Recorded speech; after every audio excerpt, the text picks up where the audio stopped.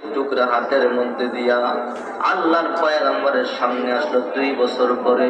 ওগো নবীজি, এখন আমার বাচ্চা রুটি খাইতে পারে, এখন আমার দুধ আর পান করা লাগে না, রুটি খাইতে পারে। নবী গো, আপনি আমার বিচার করেন, চিন্তা করেন। মহিলা জীবনে মাত্র একবার জিনা করেছে, একবার জিনা করবার কারণে চিন্তা করেন কয় বছর পর্যন্ত অপেক্ষা করে। ওগো নবীজি, আপনি আমার বিচার করেন।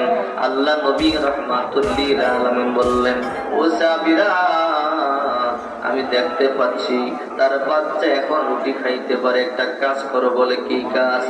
এই মহিলাকে তার বুক পর্যন্ত মাটির মধ্যে গাড়ো, বুক পর্যন্ত মাটির মধ্যে গেড়ে পাথর মেরে মেরে তারে হত্যা করে দাও। ওই মহিলাকে বুক পর্যন্ত মাটির মধ্যে গেড়ে পাথর মেরে মেরে রদম করে তারে শহীদ করে দেওয়া হলো। রক্তাক্ত হয়ে গেল, মহিলাটা মারা গেল। কিছু রক্ত খালিদ বিন ওয়ালিদ রাদিয়াল্লাহু তাআলা আনহুর গায়ের মধ্যে ছিটে আছে। খালিদ বিন ওয়ালিদ রাদিয়াল্লাহু তাআলা আনহুর নাক ছিটকালো। কে যেন বলল, আহারে, এমন একটা মহিলা, নাপাক মহিলা, জিনাকার নারী, তার রক্ত আমার দেহের মধ্যে লাগছে।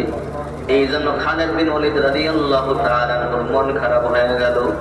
আল্লাহর পয়গম্বর বলে,